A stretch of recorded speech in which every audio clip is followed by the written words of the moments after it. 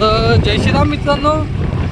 आज गोष्ट अशी आहे की आज आहे आपल्या सख्या भावाचं, समजा एकदम जवळच्या मोठ्याच्या मुलाचं एंगेजमेंट. तर एंगेजमेंटला जायचं होतं. 8 दिवसाच्या अगोदर आम्ही सांगून घेतलं की संडेला एंगेजमेंट आहे, एंगेजमेंटला जायचं आहे. आणि मी पण हो म्हटलं. एंगेजमेंटला टाईम दिला होता 12 वाजता पोहोचा म्हणून. आता जवळजवळ टाईम होऊन झाला 2:45, 2:30 ते 2:45 पकडू शकता तुम्ही.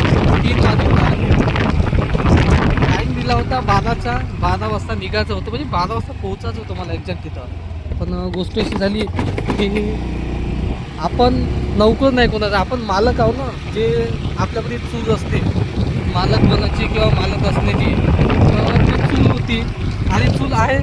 आणि मला माझ्यातच नाही, माझ्यासारख्या प्रत्येकामध्ये आहे की आपण स्वतःचा चालक मालक असायला पाहिजे. मालक म्हटलं तर खूप मोठं असं नाव किंवा स्टेटस दिसते कोणाला पण. तर मला एक असं वाटत होतं की मालक आहो ना, मालक असण्याचा फायदा काय, आणि नोकर किंवा कुठं काम करण्याचा फायदा. जर मी आज जर इथं काम करत जर असतो ना, तर माझ्याजवळ मी मग आदल्या दिवशी सांगितलं असतं, सर दादा मालक मी उद्या साहेब येऊ नाही शकत, कारण की माझ्या भावाचं एंगेजमेंट आहे. तर मी सांगतो तर तुम्ही उद्या काय तर तुमचं पहा. त्यांनी हो म्हटलं असतं तर ठीक, नाही तर डायरेक्ट हसत मारलीस की तर उद्यापासून महिन्यात तू ये पाहून घे. प्रत्येकच जो तुम्ही काम करते त्याला जर नाही जर म्हटलं तर आपण हेच करतो, हसत मारून टाकतो आणि गप्पन तिथून निघून जातो. तू उद्याचं पाहू म्हणते काय करायचं. पण गोष्ट शिकायली का मी मालक म्हणल्याच्या नंतर सकाळी आपलं नेहमीप्रमाणे जो टायमिंग आहे 6-6:30ला उठलं रेडी झालं, 8-8:30पर्यंत आपलं शॉप खोललं. त्याच्यानंतर आपलं शॉप लावलं, कस्टमर चालू झाले.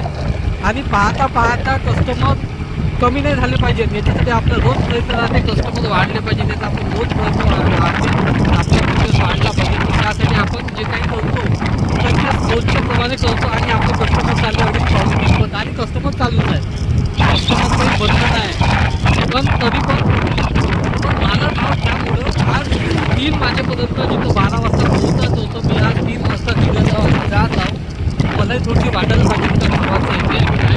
आता मी आपल्याकडे कामच करत आहो, तर त्या गोष्टीची मलाही थोडी वाटायला पाहिजे.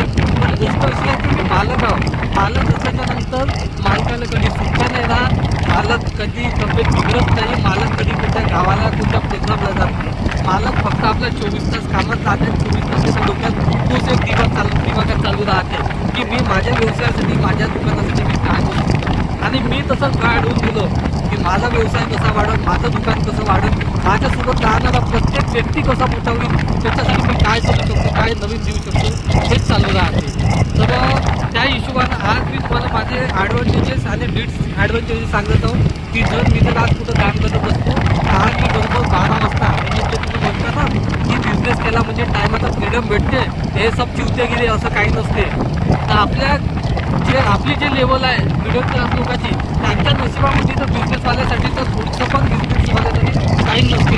ठीक आहे, हाय लेवलचे अदानी अंबानी असते तर त्यांच्याजवळ असं काही मला माहीत नाही, कारण की आपण त्या लेवलचा विचार नाही करू शकत आणि त्या लेवलचे बदलू नाही शकत. पण आपण आपला जो मिडल क्लास लोक आहे त्या लोकांच्या हिशोबाचा विचार जर केला तर आपल्याजवळ काहीच टाईम नाही आहे आणि आपण काहीच नाही करू शकत. ते लोक चिवत्या बनवते ना तुम्हाला का स्वतःचा बिझनेस असला 2 वर्षात 3 वर्षात तुमचा बिझनेस सेट होऊन जाईल, मग तुम्ही पक्का पैसा कमवाल आणि खूप काही कराल ना. हे सब चिवत्यागिरी आहे. नाही जास्त पैसा कमवू शकत आणि नाही टाईम भेटू शकत, नाही घरच्याला टाईम देऊ शकत, नाही स्वतःला टाईम देऊ शकत, नाही पोराबाराला टाईम देऊ शकत, नाही लग्नात अजून वाच आहे.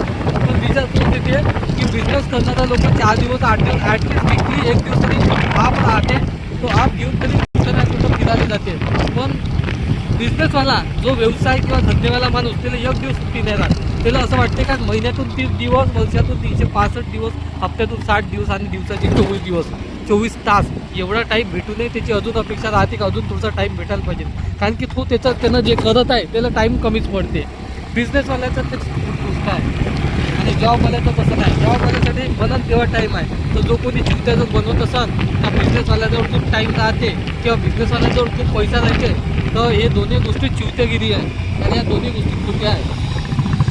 ह्या दोन्ही गोष्टीचा कधीच विश्वास न करता तुम्ही, कारण ह्या दोन्ही गोष्टी कधीच खऱ्या नाही आहेत. नाही बिझनेसवाल्याजवळ टाईम आहे, नाही बिझनेसवाल्याजवळ पैसे आहे. बिझनेसवाल्याजवळ फक्त आहे तर खूप सारं कर्ज आणि स्वतःसाठी तो टाईम नाही देऊ शकत. नाही त्याची तब्येत बिघडू शकत आणि बिघडली तर त्याला दवाखान्यात जाऊन इंजेक्शन घ्यायला लागते आणि इथं दुकानात येऊन बसायला लागते, आपल्या कामावर जायला लागते.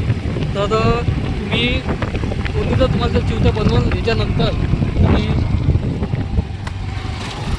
बिझनेस करणाऱ्या लोकांना वेळ राहते, तो कधी सुट्टी घेऊ शकते, पैसा पाहिजे तेवढा पैसा राहते, पाहिजे तेवढा वेळ राहते, कुठे जाऊ शकते, काही करू शकते. तुम्ही माझ्या हिशोबाने सांगत जाऊ का हा व्हिडिओ दाखवत गेले आता सांगता का तू मला काही चिंता बनवू नको म्हणा. बिझनेसवाले लोक आजच्या जागेवर राहता आवडते जिथं 12 वाजता पोहोचायचं आहे भावाच्या एंगेजमेंटमध्ये. मी हुशार माणूस, मी का टॅलेंटेड माणूस का 3 वाजता जाऊन राहिलो. तर तुम्ही विचार करू शकता का बिझनेसवाल्याचे हाल काय. मग एकदा झाला बिझनेसवाल्याचे आणि लोकांना असं वाटते की खूप कमवत आहे किंवा खूप प्रॉफिट आहे किंवा खूप काही आहे. आज जॉब करणारा माणूस 10,000 रुपये जरी कमवत असेल ना तर त्याच्यातले 8,000 रुपये तुम्हाला बॅलन्स करत आहे. आणि बिझनेसवाला रोजचे 10,000 रुपये जरी त्याचं कॉन्टॅक्ट असेल, 10,000 रुपयाचं जरी सेलिंग असेल ना तर तो रोज 12,000 रुपये कर्ज बनवून जाईल. म्हणजे 2,000 रुपये त्याच्या कर्ज राहून राहतात. तर प्रत्येक बिझनेसवाल्याच्या डोक्यावर फक्त कर्जच राहू शकते. बिझनेसवाल्याच्या डोक्यावर फक्त कर्जच राहू शकते. आणि प्रत्येक जॉब करणारा माणूस थोडी का नाही थोडी तरी तो सेव्हिंग करून ठेवत आहे. थोडी सेव्हिंग करता करता एक दिवस एवढी मोठी सेव्हिंग होऊ शकते. जसं म्युच्युअल फंड जसं आपण नाव ऐकलं असत आज 500 रुपये उद्याचे 5 करोड, तर तसंच जॉबवाल्याचं काम आहे. आज तो 500-500 रुपये 10,000 रुपये सेव्ह करत असतात तो वर्षाच्या त्याचे 10,000-20,000 त्याच्यानंतर 5-10 वर्षानंतरची सेव्हिंग त्याची लाख-2 लाखाची जाते. पण जॉबवाल्याचं बिझनेसवाल्याची गोष्ट उलटी आहे. आज 1,000 रुपयाचं कर्ज तर उद्या 10,000चं कर्ज तर परवा 10 लाखाचं कर्ज. तर बिझनेस जर कोणाला जर करत असेल तर एकदा जर तुमची जर कॅपॅसिटी असेल खूप कर्जामध्ये डुबायची किंवा स्वतःसाठी पण तुम्ही वेळ नाही देऊ शकत असाल तरच बिझनेसचा विचार करा रे बाबांनो. नाही तर तुम्ही माझ्यासारखे जिंदगीचे हाल लय विचार करू नका. आता जे काही करायचं असेल ते समजून विचार करून करा. कारण की कोणी फक्त एकामेकांना थोडं प्रॉफिट दिसतं का विचार करतो का एवढं मोठं प्रॉफिट आहे तर आपणही करू मला तो लंपवून पोहोचते. तर तसं काही लंबे नका तुम्ही खूप काही विचार करा, मार्केट स्टडी करा, घुमा फिरा, त्या गोष्टीचा अनुभव घ्या. जर तुम्हाला जर वाटलं का आता आपण हे करू शकतो तरच करा. नाही तर माझ्यासारखी परिस्थिती होऊन जाईल कर्जबाजारी ना स्वतःसाठी 1 मिनिटही टाईम नाही. तर असं करता करता मी 10 वर्ष होऊन गेलो. पण सांगायसाठी भरपूर आहे पण सांगायला वेळ नाही. रोज ब्लॉगिंग करतो, रोज काही ना काही मला सांगेन म्हणतो पण सांगायसाठी टाईमच नाही भेटत. तर आज तुमचा फायनली टाईम काढला आणि तुम्हाला टाईम सांगत आहोत. चला विचार करा, भेटूया नेक्स्ट टाईम कधी अजून आणखी काही नवीन न्यूज.